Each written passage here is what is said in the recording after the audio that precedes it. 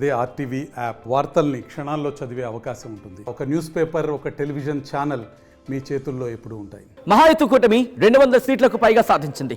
ఈ నేపథ్యంలోని ఎంవీఏ అంటే మహా వికాస్ అఘాడీ అంటే ఇండియా బ్లాక్ సంబంధించిన కూటమి ఒక కాంట్రవర్సీని తెర మీద తీసుకొచ్చింది. ఎంపీ సంజయ్ రాउत చేసిన వ్యాఖ్యలు ప్రస్తుతం సంచలనంగా మారాయి. ఇంతకీ ఆయన అన్న ఆ కామెంట్స్ ఏంటి ఇప్పుడు చూద్దాం. उस वक्त भी हमने कहा था मोदी जी हार गए हैं, लेकिन चाहे महाराष्ट्र हो चाहे और स्टेट में गड़बड़ की है. महाराष्ट्र के नतीजे भी उससे ज़्यादा आने वाले थे अच्छे. हमारी 4 या 5 सीटें लोगों ने चोरी की है. मैं आपको बता रहा हूँ. आप कह रहे थे कुछ गड़बड़ है. गड़बड़ तो है. क्या है मतलब अभी में गड़बड़ है? अरे भाई ठहरो, पूरे गड़बड़ नतीजे आने तो हम बाद में बात करेंगे ना, क्यों नहीं करेंगे. पैसा तो ऐसा है कि हर चुनाव क्षेत्र में नोटों की मशीन लगाई थी. अरे शिंदे का एक भी उम्मीदवार सिटिंग एमएलए गिरता नहीं, और शिंदे ये बोल रहे थे हमारा एक भी सिटिंग विधायक गिरेगा नहीं. आपको मालूम होगा तो मैं इस्तीफा दूंगा. ऐसा होता है क्या चुनाव में कभी? हमारा एक भी नहीं गिरेगा. ये कौन सा भरोसा है? ये कौन सी है? ये कौन सा लोकतंत्र है? అది మహారాష్ట్ర ఫలితాల మీద ఎంపీ సంజయ్ రాउत చేసిన వ్యాఖ్యలు. కానీ కొన్నిటిని క్లియర్గా చూసే ప్రయత్నం చేద్దాం. ఎందుకంటే ఆయన కొన్ని మరాఠాలో మాట్లాడారు, కొన్ని హిందీలో మాట్లాడిన సందర్భం. ఒకసారి ఆయన ఏమన్నారో చూసే ప్రయత్నం చేద్దాం. మహారాష్ట్రలో వస్తున్న ఫలితాలను బట్టి ఏదో తప్పు జరిగినట్లు అనిపిస్తుందంటూ కూడా ఆయన చెప్పుకొచ్చారు. ఇది ప్రజల నిర్ణయం కాదు, ఇక్కడ ఏదో తప్పు జరిగింది అంటూ కూడా ఆయన చెప్పుకొచ్చారు. మహారాష్ట్రలో మహాయుత్ కూటమి గెలుపు దిశగా దూసుకుపోతోంది. ఈ నేపథ్యంలో శివసేన యూపీటీ ఎంపీ సంజయ్ రాउत సంచలన వ్యాఖ్యలు చేశారు. ప్రస్తుతం వస్తున్న ఫలితాలను బట్టి ఏదో తప్పు జరిగినట్లు అనిపిస్తోందన్నారు. ఇది ప్రజల నిర్ణయం కాదని, ఇక్కడ ఏం తప్పు జరిగిందో అందరికీ తెలుస్తుందని పేర్కొన్నారు. మహాయుత్ కూటమికి కనీసం 75 సీట్లు కూడా రావడం లేదంటే ఇక్కడ అనుమానాలు వ్యక్తమవుతున్నాయని తెలిపారు. ప్రధాని మోదీ, అమిత్ షా, గౌతమ్ అదానీ మహారాష్ట్ర ఫలితాలను తప్పుదోవ పట్టించారంటూ వ్యాఖ్యానించారు. ప్రస్తుతం మహారాష్ట్రలో మహాయుత్ కూటమి మ్యాజిక్ ఫిగర్ను దాటి 219 స్థానాల్లో ఆధిక్యంలో దూసుకుపోతోంది. ఇక మహా వికాస్ అఘాడీ కేవలం 48 స్థానాలకే పరిమితమైంది అంటూ కూడా ఆయన చెప్పుకొచ్చారు. ఇంకా ఆయన ఏమన్నారు, కొన్ని కాంట్రవర్సీ స్టేట్మెంట్స్ ఆయన రైజ్ చేయడం జరిగింది. నేషనల్ మీడియా అంశానికి సంబంధించి ఏమంటోంది, ప్రముఖ న్యూస్ వెబ్సైట్స్ కావచ్చు, న్యూస్ ఆర్టికల్స్ కావచ్చు, ఏం చెప్తున్నాయి ఇప్పుడు చూద్దాం. టైమ్స్ ఆఫ్ ఇండియా కథనం ప్రకారం ఇదిగో మీరు ఇక్కడ చూడొచ్చు, ఏకనాథ్ షిండే ఎలా గెలుస్తారంటూ కూడా ఆయన చెప్పిన అంశాన్ని కోట్ చేస్తుంది టైమ్స్ ఆఫ్ ఇండియా. దాంతోపాటు అలాగే ఇక్కడ మీరు చూస్తే కనుక Raut claim that there was some గడ్బడ్, ఏదో ఒక తేడా జరిగింది అక్కడ, కాస్త ఇబ్బందికర ఏదో ఒక తేడా కొట్టింది అనేది ఆయన ఆరోపిస్తున్నారు. దాంతోపాటు స్టీలింగ్ సీట్స్, దోచేశారు, అక్కడ సీట్లను భారతీయ జనతా పార్టీ దోచేస్తుంది అన్న అర్థం వచ్చేలా ఆయన మాట్లాడారు.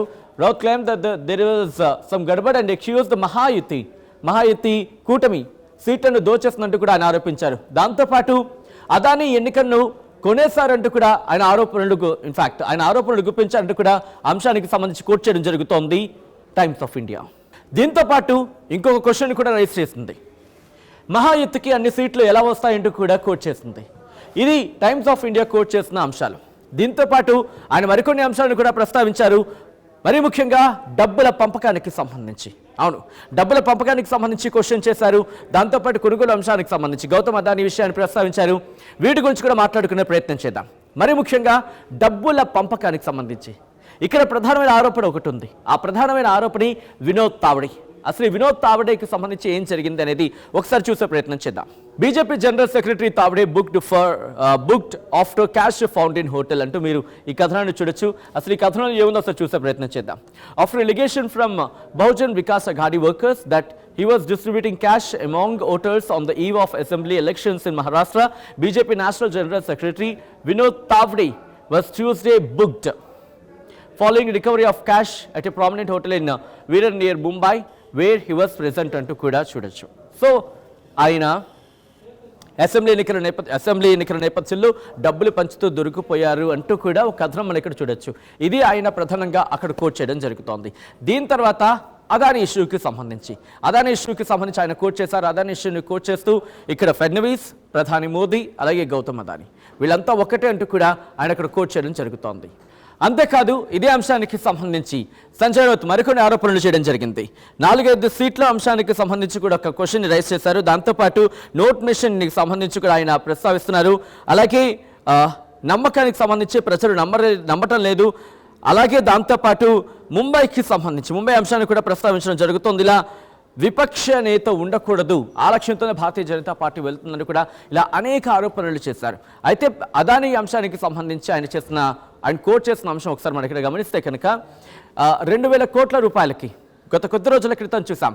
అదానీ విషయంలో ఇటు అమెరికా ఇన్వెస్టిగేషన్ చేయడం జరుగుతుంది, అమెరికా ఇన్వెస్టిగేషన్ చేయడం జరుగుతుంది. ఈ నేపథ్యంలో 2,000 కోట్ల రూపాయలకు సంబంధించి సోలార్ పవర్ ప్రాజెక్టు విషయంలో అవకతవకలు జరిగాయంటూ కూడా ఇన్వెస్టిగేషన్ జరుగుతుంది. ఆ అంశాన్ని కూడా ఆయన ప్రస్తావించడం జరుగుతుంది. అదొకటి.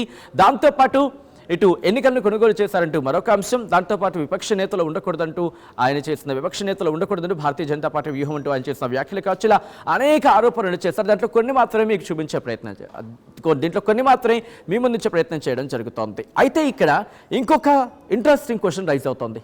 ఏంటి ఇప్పుడు చూద్దాం. సో ఒకసారి నేను మీకు క్లియర్గా చూపించే ప్రయత్నం చేస్తున్నాను.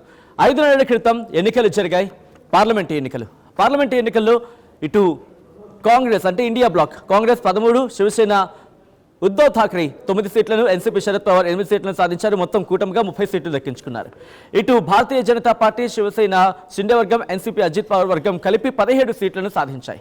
కానీ 5 నెలల్లోనే రిజల్ట్స్ మారిపోయాయా? మరి ముఖ్యంగా అసెంబ్లీకి రాబోతుకు ఎందుకు అంత తీవ్రమైన ప్రభావం చూపించాయి? మారిపోయాయి అంటే ఆ ఫలితాలకి ఈ ఫలితాలకి ఎందుకు పొంతన కుదరట్లేదు అనేది మరొక ప్రధానమైన ప్రశ్న ఆయన రైజ్ చేయడం జరుగుతోంది. ఎందుకంటే మరి అంత తక్కువ రావు అంటూ కూడా ప్రధానమైన క్వశ్చన్ రైజ్ చేస్తున్నారు సంజయ్ రావుత్. మహా అయితే 1-2 సీట్లు తగ్గాలి, మహా అయితే 10 సీట్లు తగ్గాలి, కానీ ఇంత దారుణంగా పడిపోవు. ఎందుకంటే కొంత స్థాయి వరకు, కొంత టైం వరకు కూడా ఈక్వల్గా ఉన్నాయి, అయితే నార్మల్గా ఉన్నాయి, మరీ ఇంత దారుణం అంటూ కూడా ఆయన ప్రశ్నించడం జరుగుతోంది. ఈ నేపథ్యంలో అసలు ఎంత వచ్చింది, ఎన్ని సీట్ల డిఫరెన్స్ ఉన్నది ఒకసారి చూసే ప్రయత్నం చేద్దాం. సో మనకు అందుతున్న సమాచారం ప్రకారం ఎలక్షన్ కమిషన్ ఆఫ్ ఇండియా ఆ లెక్కల ప్రకారం ఇప్పటివరకు చూసుకుంటే ఇటు మహాయుత్కి అంటే భారతీయ జనతా పార్టీ, శివసేన షిండే, దాంతోపాటు ఎన్సీపీకి సంబంధించి అజిత్ పవార్ వర్గం వీళ్లకు 220 సీట్లు వచ్చాయి. అలాగే మహావికాస్ అఘాడీకి సంబంధించి మాట్లాడుకుంటే కాంగ్రెస్కి 22, అలాగే శివసేన ఉద్ధవ్ ఠాక్రే వర్గానికి 18, ఎన్సీపీ శరద్ పవార్ వర్గానికి 12, మొత్తం 52 సీట్లు సాధించాయి. ఈ అంశాన్ని ప్రస్తావించడం జరుగుతోంది. సో మీకేమనిపిస్తోంది అనేది కామెంట్ బాక్స్లో మెన్షన్ చేసే ప్రయత్నం చేయండి. ఆయన ఒకటే క్వశ్చన్ చేస్తున్నారు, ఇవి కాదు మాకు వచ్చే సంఖ్య, ఎందుకంటే శివసేన దాంతోపాటు మహారాష్ట్ర ముఖ్యమంత్రి ఏకనాథ్ షిండే చేసిన వ్యాఖ్యలను కోట్ చేయడం జరుగుతోంది. ఏకనాథ్ షిండే ఎలా చెప్పగలుగుతారో, ఒక్క సీటు కూడా సిట్టింగ్ స్థానం కోల్పోదు, అలా ఎంత ధైర్యంతో ఎలా చెప్పగలుగుతారంటూ కూడా ఆయన ప్రశ్నించడం జరుగుతోంది. ఇది నిజాలకు సంబంధించి మీకేమనిపిస్తుంది? ఎందుకంటే చాలా అంశాలు ఉన్నాయి. వాటి విషయంలో ఇటు అదానితో మొదలుపెట్టి ఈరోజు జరిగిన రిజల్ట్స్ వరకు కూడా ఈవీఎం అంశాన్ని డైరెక్ట్గా ప్రస్తావించడం జరుగుతుంది. గడబడ్ అంటే కనుక ఈవీఎం అంశాన్ని మళ్ళీ తెర మీదకి తీసుకొచ్చినట్టుగానే భావించాలా, ఏమనిపిస్తోంది మీకు అనేది కింద కామెంట్ బాక్స్లో మెన్షన్ చేయండి. మరిన్ని వీడియోస్ కోసం ఛానల్ ని సబ్స్క్రైబ్ చేయండి. లేటెస్ట్ అప్డేట్స్ కోసం వాట్సాప్ ఛానల్ ని ఫాలో అవ్వండి. అండ్ లింక్ డిస్క్రిప్షన్ లో ఉంది.